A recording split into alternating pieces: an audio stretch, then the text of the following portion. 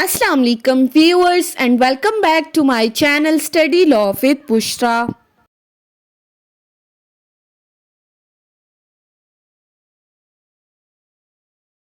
So we were discussing Civil Procedure Code 1908. In last video we discussed part 1 of Order 16. In this video we are going to discuss its part 2. But before starting the discussion, I request you all to please subscribe to my channel and don't forget to press the bell icon for latest updates. Do share this video with your friends and don't forget to comment your feedback. So let's move towards the discussion. So starting with Rule 10. Rule 1 से लेकर rule 9 तक हम already last video में discuss कर चुके हैं, जिसका link मैंने यहाँ पर ऐड कर दिया है, आप देख सकते हैं. रूल 10 डील करता है procedure where witnesses fails to comply with the summon. अब अगर विटनेसेस कंप्लाई नहीं करते समन के साथ तो फिर क्या प्रोसीजर अडॉप्ट किया जाएगा. सो रूल 10 सब rule 1, where a person to whom a summon has been issued either to attend to give evidence or to produce a document fails to attend or produce the document in compliance with such summon. अगर तो कोई person जिसको समन भेजा गया था, चाहे कि वो कोर्ट में आकर एविडेंस दे या फिर कोई भी डॉक्यूमेंट प्रोड्यूस करे, और वो पर्सन समन के साथ कंप्लाई नहीं करता, यानी कि वो कोर्ट में ना तो एविडेंस देने के लिए आता है और ना ही कोई डॉक्यूमेंट कोर्ट में प्रोड्यूस करता है, तो फिर क्या होगा. The court shall, if the certificate of serving officer has not been verified by affidavit and may, if it has been so verified, examine the serving officer on oath or cause him to be examined by another court touching the service or non-service of the summon. तो फिर वो officer जो इस समन को लेकर गया था, जो सर्विंग ऑफिसर है, अगर तो उसने वेरिफिकेशन ऑन एफिडेविट नहीं की या अगर उसने एफिडेविट लगाया है, तो फिर उस सर्विंग ऑफिसर को ऑन ओथ एग्जामिन किया जाएगा. या तो कोर्ट खुद एग्जामिन करेगी या किसी दूसरी कोर्ट को कहेगी कि वो इसको एग्जामिन करे. एग्जामिन करने का मकसद क्या है, ये चेक करना कि आया ये पर्सन समन लेकर गया था या नहीं, इसने समन को बाकायदा सर्व किया है या नहीं. सो सब रूल 1 में ये प्रोसीजर अडॉप्ट होगा. सब रूल 2 क्या कहता है, where the court sees reason to believe that such evidence or production is material and such person has without lawful excuse failed to attend or to produce the document in compliance with the summon or has intentionally avoided the service. अब examination के बाद अगर court का reason to believe है कि जो evidence या जिस डॉक्यूमेंट को प्रोड्यूस करने के लिए इस पर्सन को समन किया गया था वो मटेरियल एविडेंस है, वो कंपलसरी है, और या तो कोर्ट को लगता है कि इस पर्सन ने जानबूझकर कोर्ट की सर्विसेज को अवॉइड किया है, समन की सर्विसेज को, तो फिर वो क्या करेगा, इट में issue a proclamation requiring him to attend to give evidence और to produce the document at a time and place to be named therein. तो वो प्रोक्लेमेशन इशू करेगा. प्रोक्लेमेशन से मुराद क्या है कि इश्तहार लगाना, बाकायदा इश्तहार लगाया जाएगा जिसमें जगह और टाइम मेंशन किया जाएगा कि फलां दिन पर ये बंदा कोर्ट में आकर गवाही दे या कोई डॉक्यूमेंट प्रोड्यूस करे, और इस इश्तिहार की एक कॉपी उस पर्सन के घर के बैरूनी दरवाजे पे लगाई जाएगी या उसके घर के करीब किसी नुमाया जगह पर चिस्पांग की जाएगी ताकि उस पर्सन को पता चल सके कि मेरे खिलाफ कोर्ट में एविडेंस के लिए मुझे बुलाया जा रहा है. Third is in lieu of or at the time of issuing such proclamation or at any time afterwards, the court may in its discretion issue a warrant either with or without bail for the arrest of such person and may make an order for attachment of his property to such amount as it thinks fit, not exceeding the amount of the cost of attachment and of fine which may be imposed under Rule 12.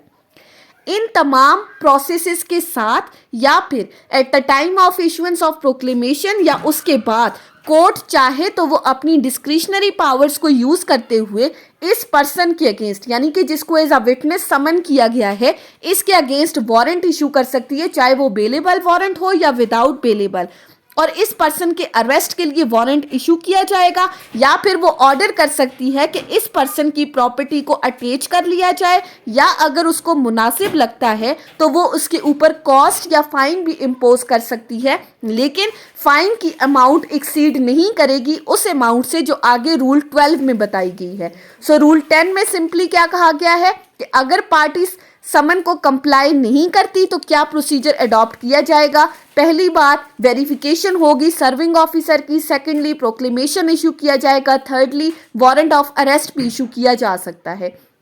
اب اسی کے ساتھ ایک پرووائزو ہے that no court of small causes shall make an order for the attachment of immovable property، کہ جو small causes کی court ہے وہ اس رول 10 کے انڈر کسی بھی پرسن کی پراپرٹی کو اٹیچ کرنے کا آرڈر پاس نہیں کر سکتی۔ سو رول 10 سمپل سا تھا، پروسیجر بتایا گیا ہے۔ اس کے بعد آ جاتی ہیں رول 11 کے اوپر۔ رول 11 کیا کہتا ہے؟ if the witnesses appears attachment may be withdrawn۔ Role 11 role 10 سے ہی آگے بات کر رہا ہے، وہاں پر ہم نے کہا تھا پراپرٹی کو اٹیچ کیا جا سکتا ہے۔ رول 11 کیا کہتا ہے؟ where at any time after the attachment of his property such person appears and satisfies the court، کہ اگر تو اٹیچمنٹ کا آرڈر ہونے کے بعد وہ وٹنس کورٹ میں اپیئر ہوتا ہے اور وہ کورٹ کو سیٹسفائی کرتا ہے، کس طرح سیٹسفائی کرتا ہے؟ Number 1 that he did not without lawful excuse fails to comply with the summon or intentionally avoid the service، کہ وہ کورٹ میں آ کے ریزنز پرووائڈ کر سکتا ہے کہ وہ کس وجہ سے کورٹ میں اپیئر نہیں ہو سکا، اس نے سمن کو انٹینشنلی ایوائڈ نہیں کیا، وہ ریزنز بتائے گا کس وجہ سے اس کی حاضری نہیں ہو سکی، یا پھر where he has failed to attend at the time and place named in a proclamation issued under the last preceding rule and he had no notice of such proclamation in the time to attend, the court shall direct that the property be released from attachment and shall make such order as to the cost of attachment as it thinks fit۔ یا پھر وہ court کو یہ کہہ سکتا ہے کہ جو پروکلیمیشن ایشو کیا گیا تھا مجھے اس پروکلیمیشن کا کسی طرح کا کوئی بھی نوٹس نہیں تھا، میرے علم میں یہ چیز نہیں تھی۔ سو اگر تو ان ریزنز کے بعد کورٹ سیٹسفائی ہو جاتی ہے کہ یس اس نے انٹینشنلی سروس آف سمن کو ایوائڈ نہیں کیا تھا، تو پھر کورٹ آرڈر پاس کر سکتی ہے کہ اس کی جو پراپرٹی اٹیچ کی گئی تھی اس پراپرٹی کو ریلیز کر دیا جائے، اور ساتھ ہی وہ چاہے تو اس کے اوپر کوئی کاسٹ بھی لگا سکتی ہے۔ یعنی کہ کورٹ کا مقصد کیا ہے؟ وٹنس کی اٹینڈنس کو کمپلسری کرنا۔ اب جب وٹنس کورٹ میں آ گیا سو دیر از no need of further attachment of the property, تو وہ اس کی پراپرٹی کو ریلیز کر دے گی۔ Next is role 12 procedure if the witness fails to appear, یعنی کہ اٹیچمنٹ کا آرڈر ہو گیا، اب بھی اگر وٹنس کورٹ میں نہیں آیا تو پھر کیا ہوگا؟ دا کورٹ میں where such person does not appear or appears but fail to satisfy the court، یعنی کہ اگر تو وہ پرسن کورٹ میں اپیئر ہی نہیں ہوا سرے سے، یا اگر وہ اپیئر تو ہوا ہے لیکن رول 11 کے انڈر وہ کورٹ کو سیٹسفائی نہیں کر سکا اپنی ایبسنس کو، تو پھر the court may impose him such fine not exceeding 2000 rupees as it thinks fit having regard to his condition in life and all the circumstances of the case, and may order his property or any part thereof to be attached and sold, and if already attached under rule 10 to be sold for the purpose of satisfying all cost of attachment together with the amount of said fine if any۔ تو court کیا کرے گی؟ وہ اس کے اوپر fine impose کرے گی جو کہ 2000 روپیز سے زیادہ کا نہیں ہوگا، اور ساتھ ہی ساتھ آرڈر کر سکتی ہے کہ اس کی پراپرٹی کو اٹیچ کر لیا جائے اور سیل آؤٹ کر دیا جائے، یا اگر کوئی پراپرٹی آلریڈی رول 10 کے انڈر اٹیچ ہو چکی ہے تو اس کی سیل کا آرڈر پاس کرے گی۔ یہ آرڈر کس لیے پاس کرے گی؟ تاکہ جتنی بھی کاسٹ اس پر لگائی گئی ہے، جو بھی فائن اس پر امپوز کیا گیا ہے، اس کاسٹ یا اس فائن کو سیٹسفائی کیا جا سکے، اس کو کور کیا جا سکے۔ سو اگر پرسن کورٹ میں اپیئر نہیں ہوگا تو اس کے اوپر فائن لگے گا۔ اب اسی کے ساتھ ایک پرووائزو ہے that if the person whose attendance is required pays into the court the cost and fine aforesaid, the court shall order the property to be released from the attachment۔ پرووائزو میں کہا گیا ہے کہ اگر وہ پرسن کورٹ کے اندر appear ہو جاتا ہے اور جو کاسٹ یا فائن اس پر امپوز کیا گیا ہے وہ کورٹ میں پے کر دیتا ہے، تو پھر کورٹ اسٹریٹ اوے آرڈر کرے گی کہ اس کی پراپرٹی کو اٹیچمنٹ سے ریلیز کر دیا جائے۔ اس کے بعد آ جاتی ہیں رول 13 کے اوپر. رول 13 بات کرتا ہے موڈ آف اٹیچمنٹ کی، یعنی کہ اٹیچمنٹ کا کیا طریقہ کار ہوگا.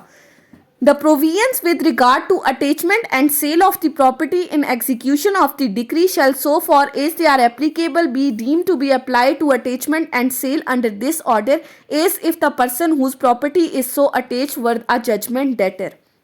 کہ جو طریقہ کار ڈکری کی ایگزیکیوشن کے ٹائم پہ جس پراپرٹی کو اٹیچ کیا جاتا تھا یا سیل آؤٹ کیا جاتا تھا، وہی طریقہ کار اس آرڈر میں جو اٹیچمنٹ ہوئی ہے اس پر بھی اپلیکیبل ہوگا، اور بالکل ایسے ہی تمام پروویژنس اپلیکیبل ہوں گی جیسے یہ پرسن ججمنٹ ڈیٹر تھا اور اس کی پراپرٹی کو اٹیچ کر لیا گیا ہے. نیکسٹ ہے رول 14. رول 14 بات کرتا ہے کورٹ میں of it's on accord summon as witnesses strangers to the suit. Rule 14 کہتا ہے subject to the provision of this code as to the attendance and appearance and to any law for the time being in force where the court at any time thinks it necessary to examine any person other than a party to the suit not called as a witness by a party. The court may of its own motion cause such person to be summoned as a witness to give evidence or to produce a document on a day to be appointed and may examine him as a witness or require him to produce such document. اب role 14 میں کہا گیا ہے court witness کی بات کی گئی ہے کہ کوئی بھی ایسا پرسن جس کو پارٹیز نے ایز اے وٹنس نہیں بلایا لیکن کورٹ کو یہ لگتا ہے کہ اس پرسن کی گواہی ضروری ہے یا اس پرسن کے پاس کوئی ایسا ڈاکومنٹ ہے جو کہ اس کیس کے لیے کمپلسری ہے، تو کورٹ اس پرسن کو اپنا سو موٹو ایکشن دیتے ہوئے اس پرسن کو سمن بھیج سکتی ہے کہ وہ کورٹ کے اندر اپیئر ہو اور فلاں دن پر وہ کورٹ میں آ کر گواہی دے، یا اگر اس کے پاس کوئی ڈاکومنٹ ہے تو کورٹ اس کو سمن کر سکتی ہے کہ وہ ڈاکومنٹ لے کر وہ کورٹ میں آئے اور پھر اس کی ایویڈنس کو ریکارڈ کیا جائے گا. یعنی کہ اس رول میں سمپلی بتایا گیا ہے کہ وہ پرسنز جو اسٹرینجرز ٹو دی سوٹ ہیں، جو پارٹیز ٹو دا سوٹ نہیں ہے، they can be called as a witness by the court taking it's so motto action. Next ہے ہمارے پاس رول 15. رول 15 بات کرتا ہے ڈیوٹی آف دی پرسن سمن ٹو گیو ایویڈنس اور ٹو پروڈیوس دی ڈاکومنٹ. اب جن پرسنز کو ایز اے وٹنس بلایا گیا ہے ان کی ڈیوٹیز کی بات کی گئی ہے. Whoever is summoned to appear and give evidence in a suit shall attend at a time and place named in the summon for that purpose, and whoever is summoned to produce the document shall either attend to produce it or cause it to be produced at such time and place.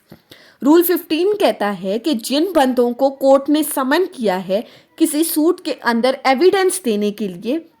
تو جو time اور place سمن کے اندر mention ہے یہ persons duty bound ہیں کہ یہ اس اسپیسیفائڈ ٹائم کے اوپر کورٹ کے اندر آ کے اپنی ایویڈنس دیں گے. اور اگر کسی پرسن کو سمن کیا گیا ہے کوئی ڈاکومنٹ پروڈیوس کرنے کے لیے تو وہ چاہے تو پرسنلی بھی کورٹ میں وہ ڈاکومنٹ سبمٹ کر سکتا ہے یا کسی تھرڈ پرسن کے تھرو بھی وہ ڈاکومنٹ کورٹ میں سبمٹ کر سکتا ہے. یعنی ڈیوٹی باؤنڈ ہے کہ اسپیسیفائڈ ٹائم پہ آپ نے کورٹ میں آنا ہے. Next is role 16. رول 16 بات کرتا ہے when they may depart. A person so summoned and attending shall unless the court otherwise direct attend at each hearing until the suit has been disposed of. کہ جس بھی person کو سمن کیا گیا ہے کہ وہ کورٹ میں آ کر گواہی دے until and unless کورٹ کوئی ڈائریکشنز پرووائڈ کرتی ہے وہ ہر ہیئرنگ پہ کورٹ میں آئیں گے. یعنی کہ اگر تو کورٹ انہیں کہتی ہے کہ آپ نے فلاں فلاں دن میں فلاں فلاں ہیئرنگ پہ کورٹ میں آنا ہے تو ان وٹنسز کے لیے کمپلسری ہے کہ وہ کورٹ میں آئیں گے. On application of either party and the payment through the court of all the necessary expenses, the court may require any person so summoned and attending to furnish security to attend at the next hearing or until the suit is disposed of, and in default of furnishing security may order him to detain in civil prison. اب یہاں پر بات کی گئی ہے کہ جس person کو سمن کیا گیا تھا اگر اس کے ایکسپنسز بھی کورٹ میں ڈپازٹ ہو چکے ہیں، اس کو پیمنٹ بھی ہو چکی ہے، اور کورٹ اس سے یہ کہتی ہے کہ فلاں ڈیٹ پر آپ نے کورٹ میں آنا ہے اور اس سے ریلیٹڈ وہ اس سے سیکیورٹی ڈیمانڈ کرتی ہے، تو اس پارٹی کے لیے ضروری ہے کہ وہ کورٹ کو سیکیورٹی دے گی کہ جب کبھی بھی کورٹ مجھے بلائے گی میں کورٹ کے اندر اپیئر ہوں گا۔ اور اگر کوئی پرسن ڈیفالٹ کر جاتا ہے یہ سیکیورٹی دینے سے تو کورٹ آرڈر کر سکتی ہے کہ اس پرسن کو سول پریزن کے اندر ڈیٹین کیا جائے۔